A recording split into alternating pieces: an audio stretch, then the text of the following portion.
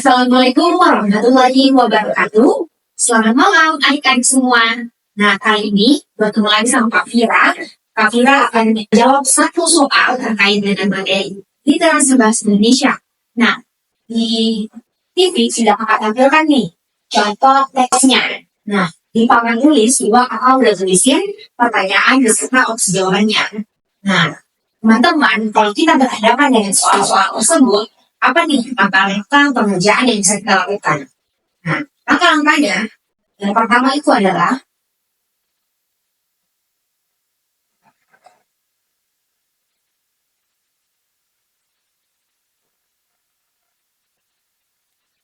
langkah-langkah pengerjaan.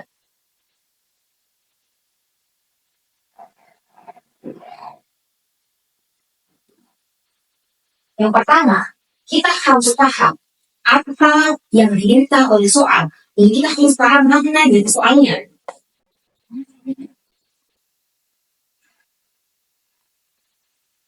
Paham makna soal.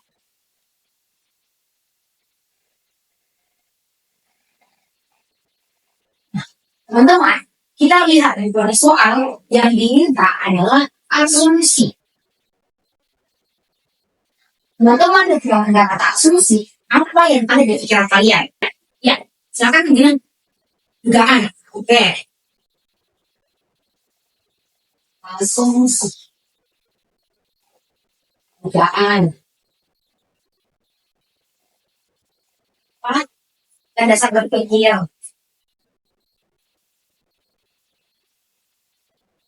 Ya.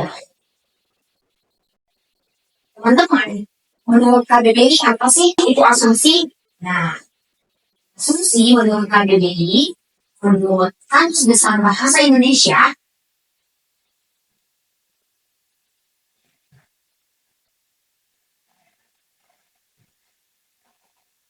itu adalah dugaan yang memiliki dasar.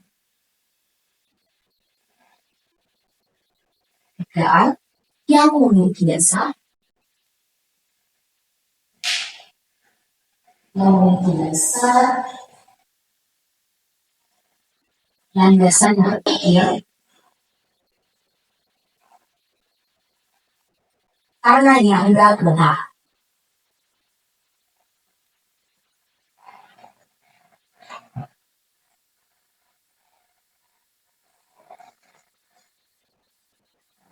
Nah, maksud dari pertanyaan tersebut adalah apa yang bisa kita asumsikan setelah kita membaca teks tersebut, apa asumsi atau apa yang bisa kita asumsikan dari keseluruhan isi teks tersebut.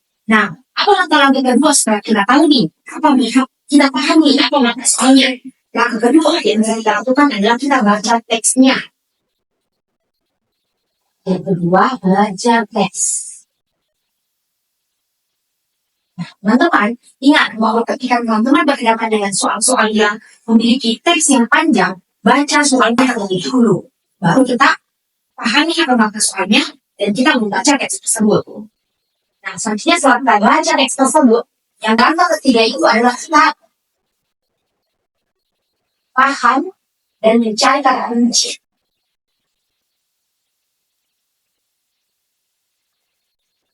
Kata kuncinya apa nih, teman-teman? Yuk kita baca sekilas terkait dengan teks tersebut. Nah, di teks tersebut teman-teman, teks tersebut di sini menjelaskan terkait dengan pelemahan rupiah, di mana ini terjadi karena adanya kasus atau ada kebijakan DPR, di situ juga terjadi konflik. Nah, di mana ini berdampak kepada perekonomian. Nah, di sini dijelaskan apa sebenarnya dampak dari inflasi dan dijelaskan ada beberapa langkah-langkah yang tepat yang bisa dilakukan untuk menghadapi masalah krisis ekonomi tersebut. Nah, intinya gambaran ini terkait dengan dampak dari inflasi, atau dampak dari pelemahan rupiah itu teman-teman.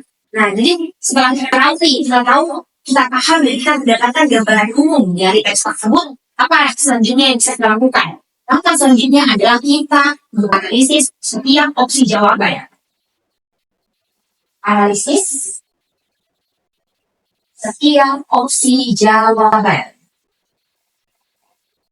Opsi jawaban.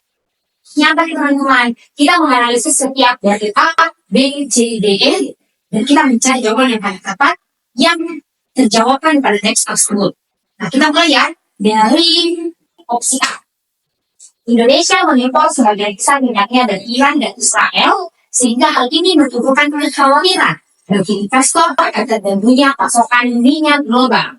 Teman-teman, di sini saya sedang menandainya di kalimat ke-7 dan kalimat ke-8. Teman bisa lihat bahwa konflik Israel dan Iran itu dikhawatirkan mengganggu rantai pasokan minyak global.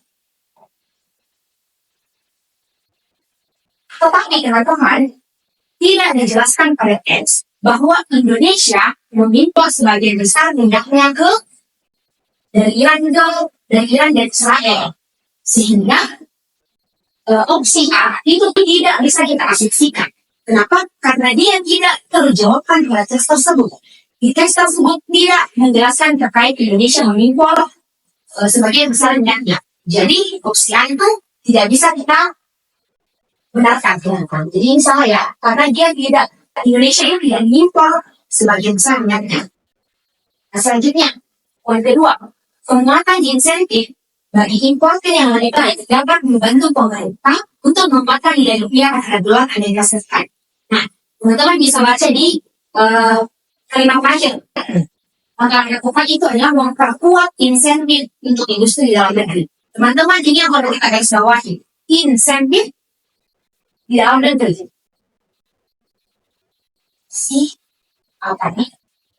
Teman-teman, dia tidak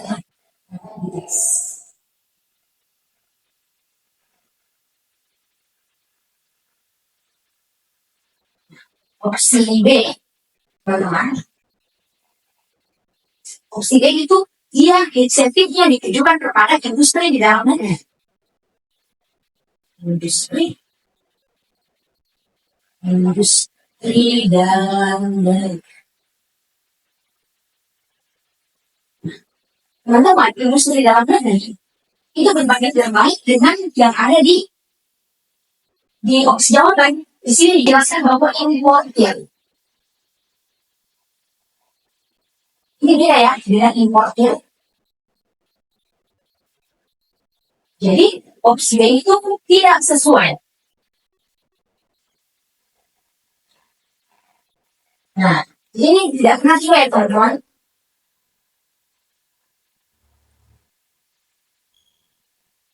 Nah, selanjutnya opsi C. Opsi C.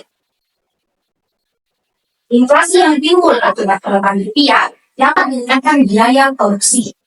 Kalian ini teman-teman, di kalimat ke-12 sampai ke-16. Nah, teman-teman bisa baca di kalimat ke-14. Ini dijelaskan bahwa meningkatkan biaya produksi bagi pelaku usaha dalam negeri.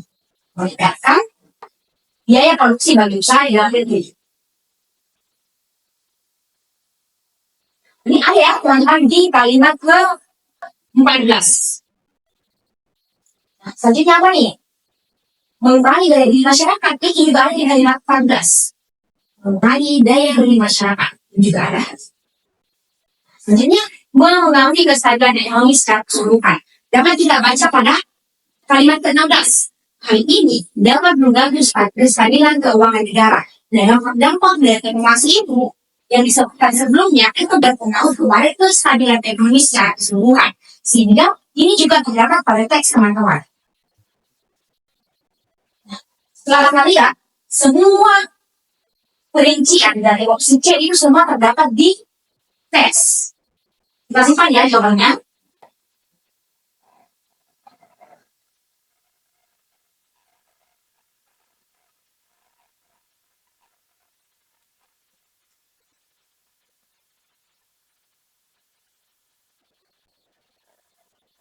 Selanjutnya opsi D.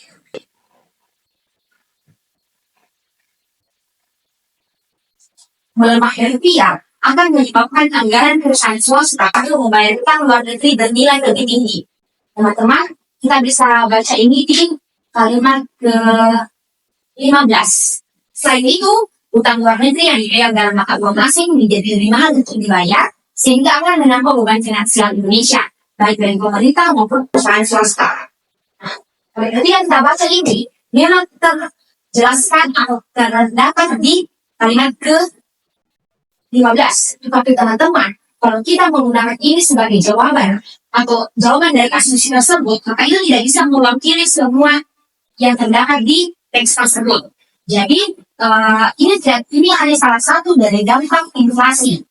Sedangkan dampak-dampak lainnya tidak tertuliskan di opsi D. Sehingga kita sulit ketika kita mengambil ini, maka ini tidak bisa merangkum, tidak bisa menggunakan semua isi dari teks tersebut. Jadi ini masih kurang menjawab ya teman-teman. Benar, tetapi jawabannya tidak umum. Jawabannya tidak berangkum, tidak mencakup keseluruhan.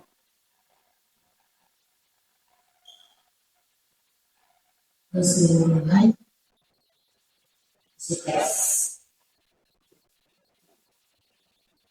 Nah, lanjut ke opsi E. Kebutuhan bahan baku industri dalam negeri yang berjumlah 90% dapat dialihkan kepada pelaku usaha lokal sebagai upaya dalam memanfaatkan peluang di tengah krisis ekonomi. Teman-teman, kita lihat di sini yang diakhirkan adalah 90% dialihkan kepada pelaku usaha lokal sebagai upaya dalam memanfaatkan peluang di tengah krisis ekonomi. Teman-teman, ini dijelaskan ya di kalimat 13 bahwa 90% bahan baku itu berasal dari luar negeri. Dan barang-barang yang diimpor yang berasal dari luar negeri itu bahan-bahannya semua naik. Otomatis bahan baku industri dalam negeri juga akan dikenai. Tetapi tidak dijelaskan pada teks bahwa solusinya adalah kita alihkan kepada pelaku usaha di dalam negeri. Kita tidak bisa mengasumsikan sesuatu tanpa dasar yang jelas, teman-teman. Padahal di sini di teks ini tidak dijelaskan bahwa solusinya adalah kita mengalihkan. Jadi kita tidak bisa mengasumsikan sesuatu yang tidak ada di teks, mengasumsikan sesuatu yang tidak ada dasarnya. Karena ingat bahwa asumsi yang valid itu adalah asumsi yang memiliki dasar yang kuat. Jadi opsi E itu tidak sesuai dengan isi teks atau tidak dibahas dalam teks tersebut. Opsi E tidak dibahas dalam teks tersebut.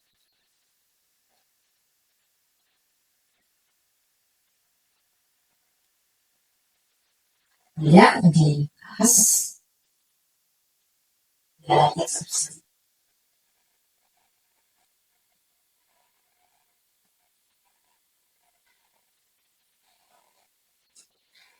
Jadi, teman-teman, setelah kita menganalisis semua opsi jawaban yang paling tepat itu adalah opsi C. Kenapa? Karena poin pertama itu adalah meningkatkan biaya produksi bagi usaha di dalam negeri. Ini terjawab, teman-teman. Ini terjawab di kalimat ke-14. Dan dibahas juga di kalimat 12. Bahwa kenapa biaya produksi bisa naik? Karena bahan baku dari luar negeri itu juga ikut naik, teman-teman. Nah, terus mengurangi daya beli masyarakat. Itu juga terjawabkan di kalimat ke-14. Karena adanya inflasi, maka mengurangi daya beli masyarakat. Dan yang terakhir, itu mempengaruhi kestabilan ekonomi secara keseluruhan. Di kalimat 16 dijelaskan bahwa kasus inflasi ini memberikan dampak kepada kestabilan keuangan secara keseluruhan. Jadi itulah teman-teman presentasi jawaban dari ulasan soal kita pada hari ini. Semoga apa yang kita pelajari hari ini bisa bermanfaat ya teman-teman. Assalamualaikum warahmatullahi wabarakatuh.